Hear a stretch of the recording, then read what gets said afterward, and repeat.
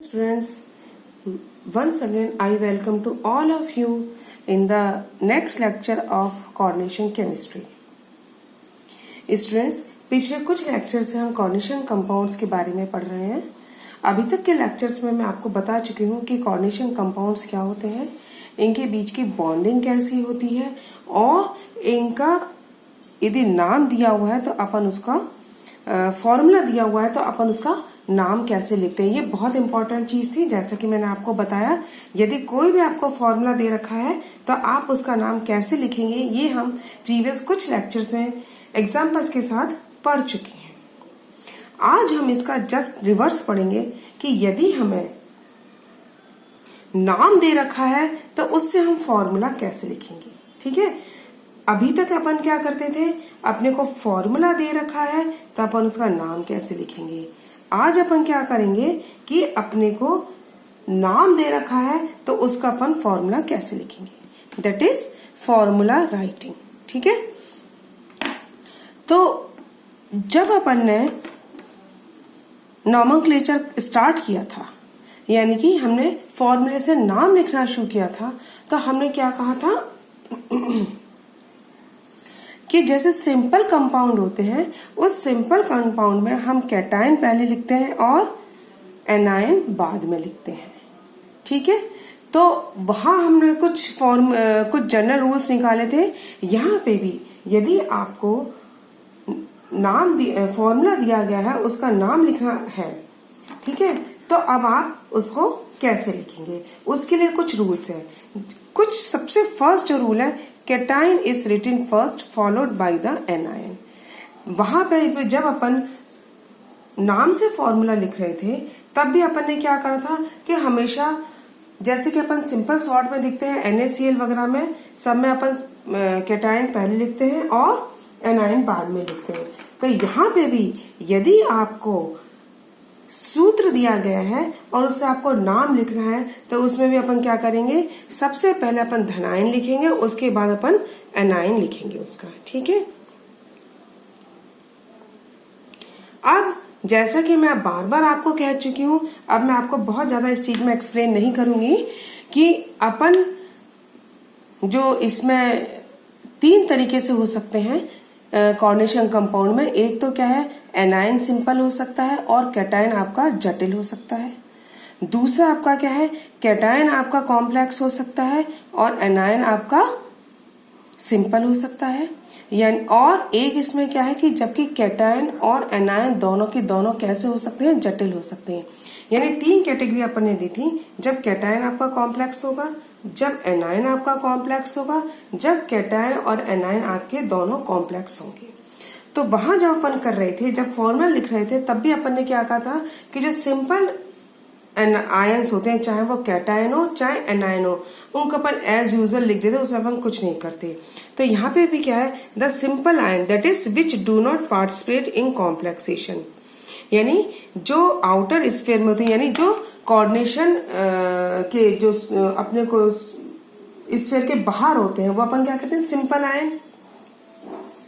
ठीक है, तो अपन क्या कहेंगे कि अपन कॉम्प्लेक्स स्पीसी को तो एक साथ लिखते हैं और जो सिंपल वाला होता है उसको, जैसे अपन ने अपन जो लिखते हैं ना, हेक्साअमीन कोबाल्ट क्लोराइड, तो इसमें हेक्साअमीन कोबाल्ट क्लोराइड वो अपन एक साथ लिख देते हैं और क्लोराइड को अलग लिख देते हैं। जो या फिर पोटेशियम फेरोसाइनाइड, पोटेशियम अपन एक अलग लिख देते हैं, फेरोसाइनाइड अपन एक साथ लिख देते हैं। तो ऐसे आयन जो कि कॉम्प्लेक्सेशन में भाग नहीं ले रहे हैं, वो अपन उसको क्या कहते हैं, simple ion.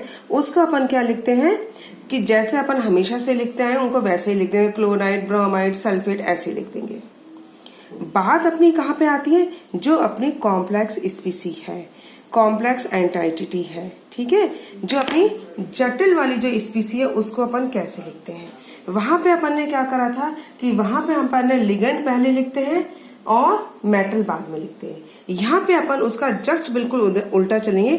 The order of formulating a complex species is reverse to that adopted in naming, that is the metal ion is written first followed by the ligands.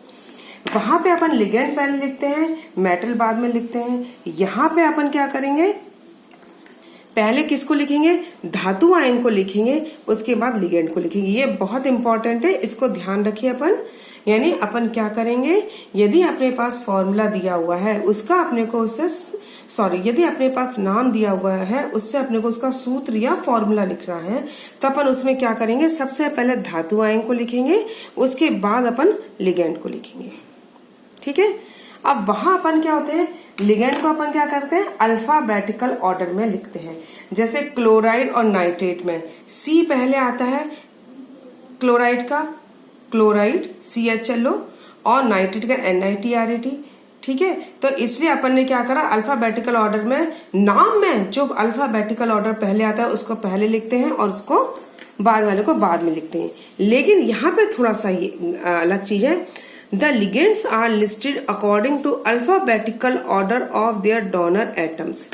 यहाँ पे अपन क्या करेंगे, अल्फाबेटिकल ऑर्डर में तो लिखेंगे, लेकिन अल्फाबेटिकल ऑर्डर किसका होना चाहिए, पूरे लिगेंड के नाम का नहीं होना चाहिए, उसमें जो डोनर एटम है, जो दाता परमाणु है, उसके हिसाब से होता है।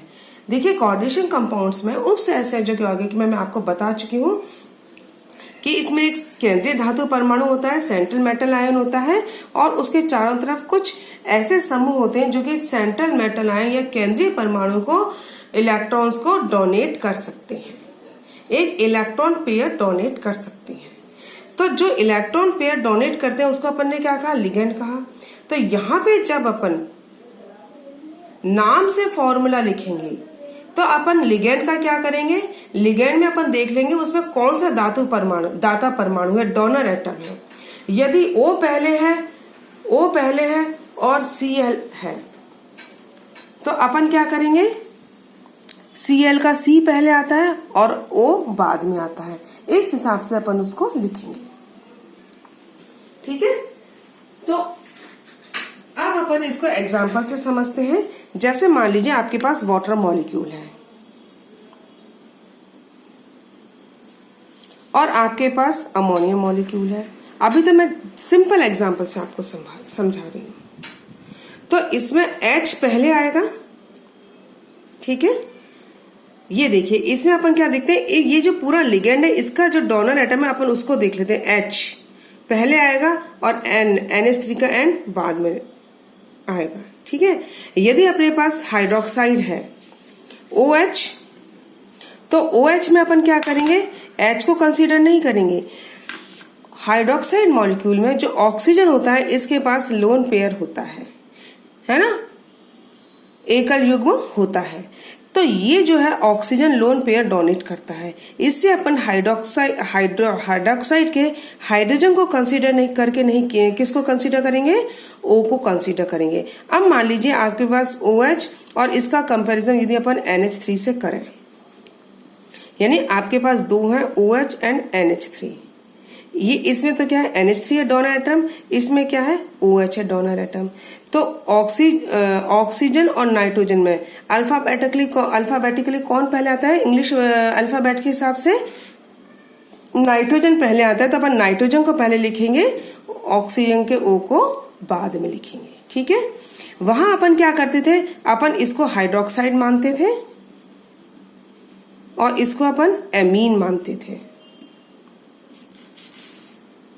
इसको अपन क्या मानते थे, एमीन मानते थे। और अपन देख लेते थे ये A पहले आता है और H बाद में आता है। तो अपन पूरे नाम का अल्फाबेटिकली देखते थे, कब, जबकि अपन नाम से सूत्र लिखते थे, सूत्र से जब अपन नाम लिखते थे। लेकिन जब अपन नाम से सूत्र लिख रहे हैं तब अपन क्या करेंगे, इसको नहीं कंसीडर करेंगे पूरे के पूरे, सिर्फ इसका जो डोनर एटम है उसको अपन कंसीडर करेंगे कि दाता परमाणु में से कौन सा पहले आता है और कौन सा बाद में आता है। ठीक है। फॉर एग्जाम्पल ये आपके पास COClNH3 ये मैं सिर्फ आपको एक एग्जाम्पल बता रही हूं कि यदि ये, हालांकि अपन ऐसे लिखेंगे नहीं क्योंकि ये तो सूत्र है, अपने को तो सूत्र ही लिखना है, लेकिन एग्जाम्पल मैं आपको बता रही हूं। यदि आपके पास ये एग्जाम्पल है तो इसमें अपन क्या कहेंगे कि आपके पास क्या है, दो लिगेंड कौन कौन से हैं, एक तो क्लोराइड और एक NH3। इसको अपन क्या कहते हैं, क्लोराइड, और इसको अपन क्या कहते हैं, एमीन। वो अलग बात है, इसको क्लोरिडो लिख दे दो, इसको एमीन लिख देते हैं। ठीक है, तो वहां तो अपन क्या देख लेते हैं, एमीन का ए पहले आएगा और क्लोराइड का सी बाद में आएगा, ओवरऑल नाम देख लिया। लेकिन यहाँ पे अपन क्या देखेंगे, ओवरऑल नाम नहीं देखेंगे, अपन Cl और NH3 को कंसीडर करेंगे। Cl का C और NH3 का N, कौन सा पहले आ रहा है, C पहले आ रहा है और NH3 बाद में आ रहा है। इसलिए हम क्या करेंगे, यदि हमारे पास इसका पूरा नॉमेनक्लेचर है तो अब हमें इसका फॉर्मूला लिखना है, तो हम क्लोरीन को पहले लिखेंगे, NH3 को बाद में लिखेंगे। ठीक है, जब हम फॉर्मूले से नाम लिखते हैं तो एमीन को पहले लिखते हैं, क्लोरीन को बाद में लिखते हैं। इसको बहुत अच्छी तरह समझ लीजिए। इसको आप नॉमेनक्लेचर जब अपन करते हैं, नाम जब लिखते हैं, उससे आप कंफ्यूज मत होइए। नाम का जो है उल्टा है, इससे जस्ट रिवर्स है।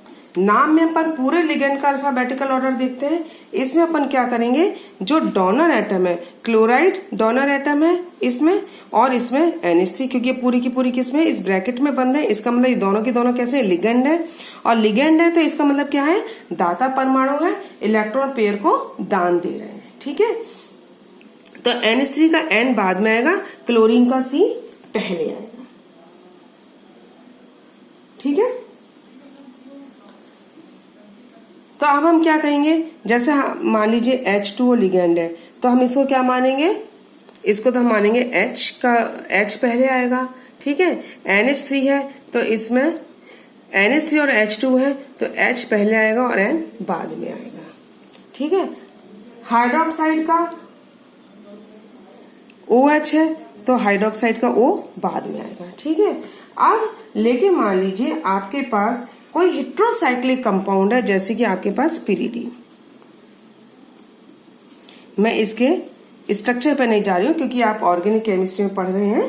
पिरिडीन है, हेट्रोसाइक्लिक कंपाउंड है, जिसमें कि बेंजीन रिंग होती है और एक नाइट्रोजन होता है। ठीक है, तो इसको भी हम क्या करते हैं, इसको हम किसका मानते हैं, नाइट्रोजन का ही सूत्र मानते हैं। ठीक है, नाइट्रोजन का सूत्र मानते हैं। और यदि आपके पास पिरिडीन और NH3 दोनों लिगेंड मौजूद हैं, ठीक है, पिरिडीन भी अपन नाइट्रोजन का मान रहे हैं और अमोनिया भी नाइट्रोजन का मान रहे हैं, लेकिन यदि पिरिडीन और NH3 है तो पिरिडीन को अपन फर्स्ट प्रायोरिटी देंगे और NH3 को अपन सेकंड देंगे, यानी कि pyridine comes first then NH3। Pyridine को पहले लिखेंगे, NH3 को बाद में लिखेंगे। ठीक है,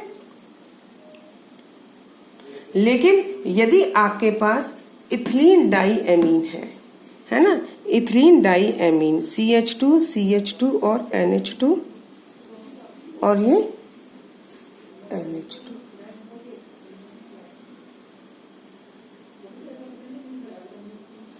इथिलीन डाई एमीन है, तो अपन क्या करेंगे कि इसको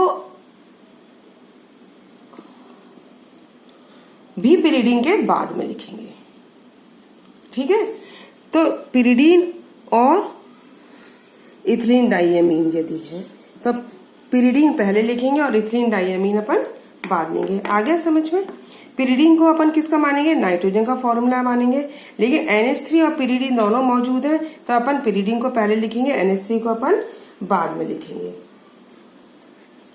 यदि आपके पास इथिलीन डाइएमीन है तो अपन क्या करेंगे कि इथिलीन डाइएमीन भी पिरिडीन से कम प्रेफरेंस वाला होता है, यानी अपने पास पिरिडीन और इथिलीन डाइएमीन दोनों का प्रेफरेंस पूछा जाता है, पिरिडीन कम्स फर्स्ट। पिरिडीन और नाइट्रोजन अमीन का पूछा जाता है, pyridine then also come first. ठीक है, ये आ गया है ना।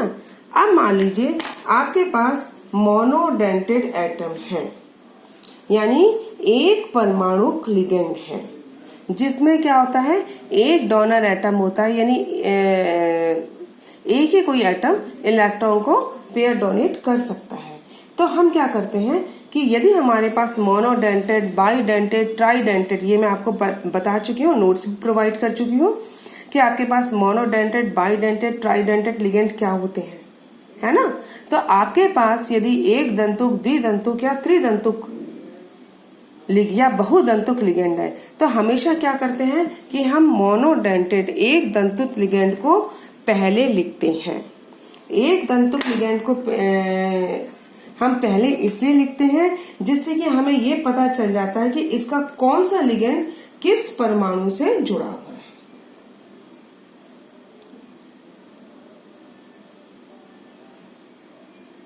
ठीक है, आ गया समझ में। फिर अब क्या करते हैं, ये तो हमारे कुछ ये हो गए। उसके बाद जो हमारा नेक्स्ट रूल है, वो नेक्स्ट रूल क्या है, नेक्स्ट रूल है ये कि जितने भी अपन ने पहले भी पढ़ चुके हैं, जितनी भी अपनी कॉम्प्लेक्स स्पीसी होती हैं उसको अपन क्या करते हैं, एक ब्रैकेट में बंद कर देते हैं। ठीक है, जो भी हमारे जटिल होता है उसको अपन क्या करते हैं, कॉम्प्लेक्स उसमें ब्रैकेट में अपन बंद करते हैं। ब्रैकेट में बंद करने का मतलब है कि वो पूरी की पूरी जटिल स्पीसी है। जब अपन नाम से फॉर्मूला लिखते हैं, सॉरी फॉर्मूले से अपन जब नाम लिखते हैं, सॉरी फॉर्मूले से जब अपन नाम लिखते हैं तब अपन क्या करते हैं कि अपन जो कॉम्प्लेक्स स्पीसी है उसको लिखने के बाद ब्रैकेट में जो सेंट्रल मेटल आयन होती है, केंद्रीय परमाणु धातु जो होता है, केंद्रीय धातु परमाणु जो होता है, उसका जो ऑक्सीकरण अंक है उसको अपन रोमन लेटर्स में लिख देते हैं, रोमन अक्षर में लिख देते हैं। ठीक है, तो यहाँ पे क्या है, वहां ऑक्सीडेशन स्टेट लिखनी जरूरी होती है। कब, जबकि अपन को सूत्र दे रखा है, अपन उसका नाम लिख रहे हैं, तो नाम में ऑक्सीडेशन स्टेट आ गई। ठीक है, जब नाम में ऑक्सीडेशन स्टेट आ गई और अपने को नाम दे रखा है, उससे फॉर्मूला लिख रहा है, तो उसमें अपन ऑक्सीडेशन स्टेट को जर्नली मेंशन नहीं करते हैं। ठीक है, अब अपने को पूरा का पूरा ये अपन शुरू से जब अपन केमिस्ट्री पढ़ते हैं 7th 8th से अपन पढ़ना शुरू कर देते हैं कि एटम पूरा का पूरा कैसा था, एज ए होल न्यूट्रल होता है, उदासीन होता है। ठीक है, तो अपन को क्या है, अपने को नाम दे दिया, अपन इसका सूत्र लिख रहे हैं, तो सूत्र अपने को इस तरीके से लिखना पड़ेगा कि वो जो सूत्र से ही पता चल जाए कि हाँ पूरा का पूरा मैटर कैसा है, मॉलिक्यूल कैसा है, उदासीन है। तो अपन क्या कहेंगे, charge on the complex species is computed on the basis that it is equal to the charge on central atom plus the total charge carried by the coordinated ligands. Charge on the molecule is taken to be 0। मतलब कि अपन क्या करते हैं कि जो पूरा का पूरा कॉम्प्लेक्स है, ठीक है, पूरा कंपाउंड, उसका जो अपन चार्ज है अपन कैसे करते हैं कि अपन उसको देख लेते हैं, अपना सेंट्रल मेटल आयन है, केंद्रीय धातु परमाणु आयन है, उसका चार्ज कितना है, उस पर कितना चार्ज है, उसका चार्ज किसके बराबर होता है, उसकी ऑक्सीडेशन स्टेट के बराबर होता है। क्योंकि अपन जब फॉर्मूले से सूत्र से नाम लिखते हैं तो मैंने आपको बताया था कि अपन ऑक्सीडेशन स्टेट जरूर लिखते हैं। उस समय ऑक्सीडेशन स्टेट लिखते समय मैंने आपको बताया था कि ऑक्सीडेशन स्टेट कैसे निकालते हैं, बताया था ना। तो उसी तरीके से कि उसमें भी अपन चार्ज को काउंट करते हैं। तो यहाँ पे क्योंकि अपने को नाम दे रखा है, उससे फॉर्मूला लिखना है, तो नाम में ऑक्सीडेशन स्टेट होगी, तो जो ऑक्सीडेशन स्टेट होगी वो किसके बराबर होगी, केंद्रीय धातु परमाणु के केंद्रीय धातु परमाणु के चार्ज के बराबर होगी। और जो कॉम्प्लेक्स है उसका चार्ज किस किस के बराबर होगा, एक तो केंद्रीय धातु परमाणु का चार्ज प्लस जितने भी उसके जो लिगेंड है जो उसको चारों तरफ से घेरे रखे हैं उनके ऊपर जो चार्ज है उन सबके बराबर होगी।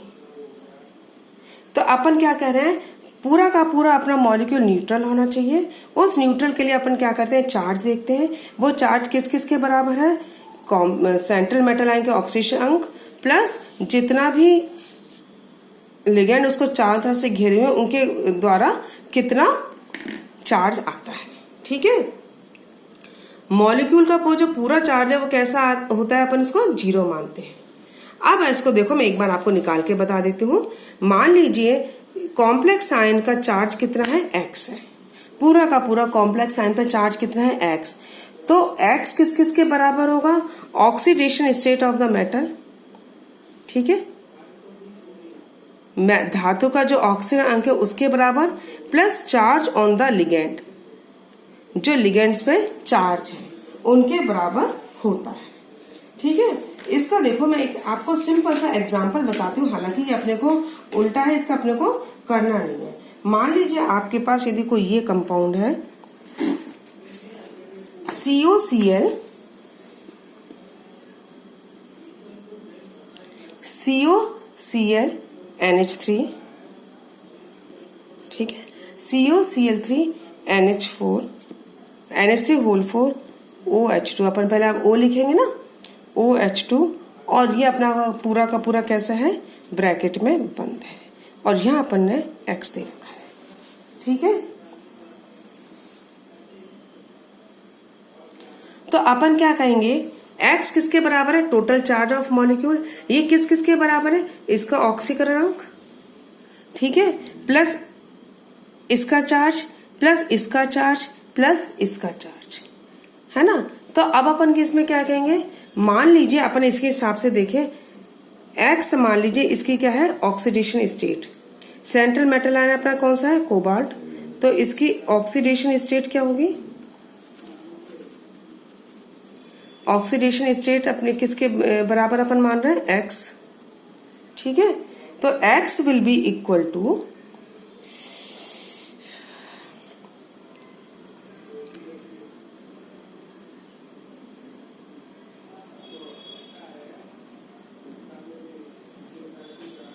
तो अब अपन क्या देख रहे हैं,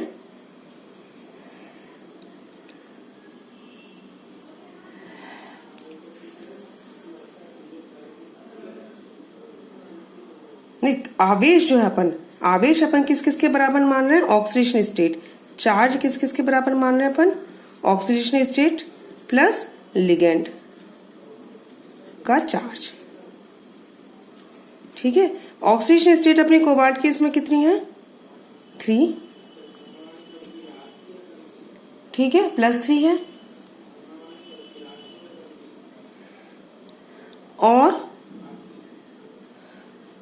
-1 = 2। देखो अब कैसे आएगा चार्ज, इसका अब मैं बता देती हूँ आपको।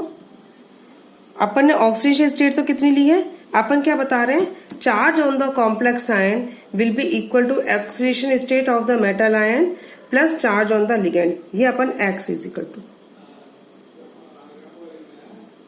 चार्ज अपन किसको माना, X = ऑक्सीडेशन स्टेट, है ना। तो ऑक्सीडेशन स्टेट अपनी कितनी है, 3, और अपने पास चार्ज देखो कितना है।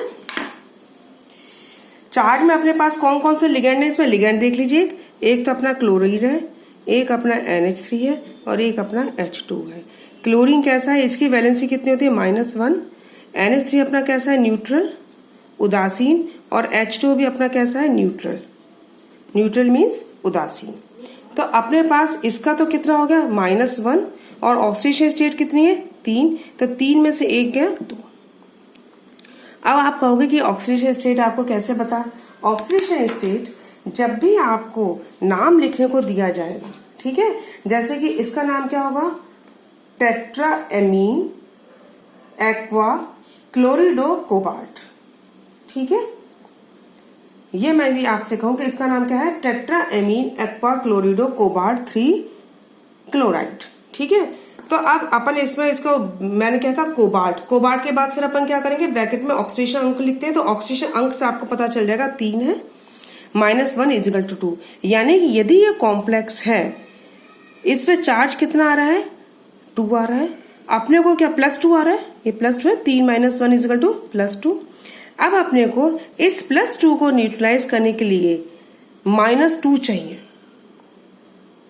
+2 को न्यूट्रलाइज उदासीन किससे करेंगे, -2 से। यानी यदि कॉम्प्लेक्स है, इसके आगे अपन 2 क्लोरीन या 2 ब्रोमाइड या NO3 होल ट्वाइस लगा देंगे, तो अपना क्या हो जाएगा, ये पूरा का पूरा मॉलिक्यूल न्यूट्रल हो जाएगा। इसको अपन और एग्जांपल से समझेंगे। ठीक है, ये तो अभी मैंने आपको सिर्फ चार्ज निकालना बताया कि पूरा का पूरा जो मॉलिक्यूल है उसका चार्ज अपन कैसे निकालेंगे। यानी अब आपको ये कैसे पता चलेगा कि इसमें कितनी क्लोरीन लगेंगे, कितना सल्फेट लगेगा, कितना क्या लगेगा। अब यदि आपके पास +2 आ रहा है इसका चार्ज, तो यदि आपके पास सिंगल यूनिवैलेंट एनायन है तो आप 2 क्लोरीन लगा दीजिए। बाईवैलेंट सल्फेट है तो सिर्फ 1 आएगा, क्योंकि -2 होता है सल्फेट के ऊपर। ठीक है, अब ये हो गया। देखो इसका अपन ने नेक्स्ट उसमें क्या लिखा है, since a molecule is neutral total positive charge must be equivalent to the total negative charge. ठीक है, पूरा का पूरा मॉलिक्यूल कैसा होना चाहिए, उदासीन होना चाहिए। इससे टोटल जो पॉजिटिव चार्ज है अपना, इसमें क्या आ रहा है +2, वो टोटल पॉजिटिव चार्ज किससे न्यूट्रल होना चाहिए, नेगेटिव से न्यूट्रल होना चाहिए। और यदि नेगेटिव है, मान लीजिए -2 है, तो किससे होगा? पॉजिटिव से होगा। Since total positive charge must be equal to the total negative charge and total negative charge must be equal to the positive charge. The cation and anion are therefore multiplied by such constants so that the charge become equal. These constants give the number of each type of ions. ठीक है, जैसा मैंने आपको बताया कि इसमें क्या है, जैसे इसमें अपना +2 आ रहा है, तो अपन इसको -2 से मतलब करेंगे। तो क्लोरीन दे रखा है अपने को, तो 2 क्लोरीन आएंगी। सल्फेट दे रखा है तो 1 आएगा, तो एक कांस्टेंट हो गया, 1 और 2। इससे अपन मल्टीप्लाई करेंगे और ये जो मल्टीप्लीकेशन होगा ये अपने को बताएगा कि 2 क्लोरीन आएंगे, कि 2 सल्फेट आएंगे, कि 2 नाइट्रेट आएंगे, कि कितने आएंगे। और इसकी जगह मान लीजिए -2 है, यदि अपना कॉम्प्लेक्स पे चार्ज कितना है, कॉम्प्लेक्स पे चार्ज कितना है अपना चार्ज ऑन कॉम्प्लेक्स, यदि -2 है तो फिर क्या आएंगे? 2 पॉजिटिव आ जाएंगे। यदि 2 पॉजिटिव है तो 2 नेगेटिव आ जाएंगे, 2 नेगेटिव है तो 2 पॉजिटिव आ जाएंगे। मोनोडेंटेट लिगेंड है तो 2 आएंगे। बाइडेंटेट यदि अपने पास यूनिवेलेंट एनायन है तो अपने 1 आएगा। बाइवेलेंट है तो 2 आएंगे। यदि अपने पास यूनिवेलेंट कैटायन है तो 1 आएगा। यूनिवेलेंट बाइवेलेंट कैटायन है तो 2 आएंगे। ठीक है, तो अपन क्या कहेंगे, क्योंकि पूरा का पूरा मॉलिक्यूल कैसा है? न्यूट्रल होता है। इससे टोटल पॉजिटिव चार्ज जो है वो टोटल नेगेटिव चार्ज के बराबर होना चाहिए और total negative charge in turn positive charge के बराबर होना चाहिए। इसलिए कैटायन और एनायन है, इनको अपन कितने आएंगे उस कांस्टेंट से गुणा कर लेते हैं, आइदर 1, 2 और 3, और ये फिर अपन उसको लिख देते हैं। ठीक है, इससे फिर अपने को कितने कैटायन या एनायन होंगे इसका नंबर पता चल जाता है। तो बच्चों ये कुछ रूल्स थे। अब अपन इन रूल्स को अप्लाई करते हुए कुछ एग्जाम्पल देखेंगे, कैसे अप्लाई करके अपन नाम से सूत्र लिख सकते हैं, वो अपन नेक्स्ट टर्न पे देखेंगे। Till then good bye.